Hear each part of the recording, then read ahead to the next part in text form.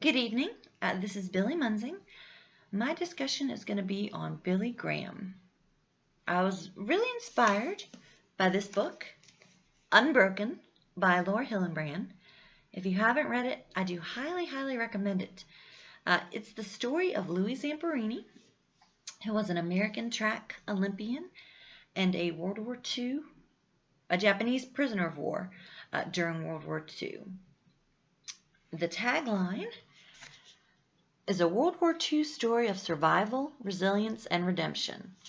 And the redemption is really where Billy Graham comes into play. Louis Zamperini and his wife heard Graham speak, and it changed Louis Zamperini's life. He, soaked in all that Graham was saying, and he gave his life over to Christ, which ended up saving his marriage. And this was such a wonderful ending to Louis Zamperini's story that it really resonated powerfully with me. I'd like to read a quick excerpt, which talks about the moment after Louis Zamperini has heard Graham speak, and he's taken a quiet moment of reflection for himself. Resting in the shade and the stillness, Louis felt profound peace. When he thought of his history, what resonated with him now was not all that he had suffered, but the divine love he now believed had intervened to save him. In a single silent moment, his rage, his fear, his humiliation and helplessness has fallen away.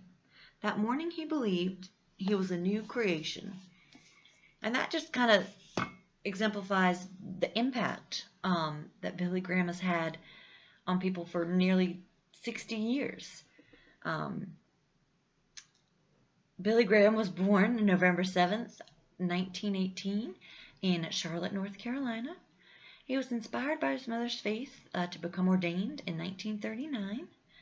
He graduated in 1943 from Wheaton College in Illinois, where he met and married a fellow student, Ruth McCune Bell. They were married for nearly 64 years. Together they had 3 daughters, 2 sons, 19 grandchildren, and many great-grandchildren. After they graduated, Billy Graham took a job at the Village Church of Western Springs in Western Springs, Illinois, before joining Youth for Christ, which is an organization founded for ministry to youth and servicemen during World War II.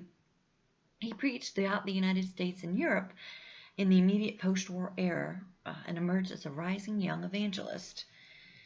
Billy Graham gained notoriety during his Los Angeles crusade in 1949, and this is actually where Louis Zamperini heard Billy Graham speak. Originally, this event was only scheduled for 3 weeks, but it ended up being extended 8 weeks just due to demand. And this was pretty typical for Graham. He had an engagement in London that lasted for over 12 weeks, and an engagement in New York City, which lasted over 16. Today, Billy Graham and his ministry are known throughout the world. He's preached everywhere from remote villages in Africa to big cities like New York. In 1950, Billy Graham started the Billy Graham Evangelistic Association. Through this ministry, he has a weekly hour of discussion radio program, which is heard around the world for more than 60 years. Television programs that are still broadcast today on Christian networks, a syndicated newspaper column, My Answer, which is carried in newspapers both nationally and internationally. Decision magazine, the official publication of the association, which has circulation of over 425,000, making it one of the most widely circulated religious periodicals in the world. Billy Graham has written over 33 books, including The Jesus Generation in 1971, How to Be Born Again in 1977, Approaching Hoofbeats, The 4 Horsemen of the Apocalypse in 1983, and My Reason for Hope, Salvation in 2013. Billy Graham has received many recognitions and awards.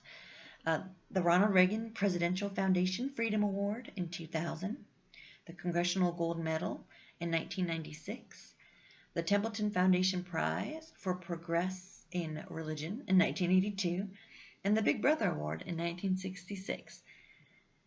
In December 2001, he was presented with an honorary knighthood, honorary Knight Commander of the Order of the British Empire, for his international contribution in civic and religious life.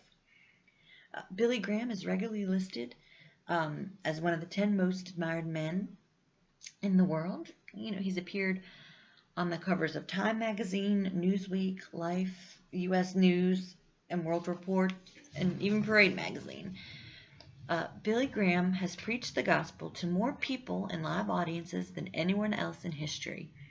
Nearly 215 million people in more than 185 countries. He's led hundreds of thousands of people to live for Christ. Thank you.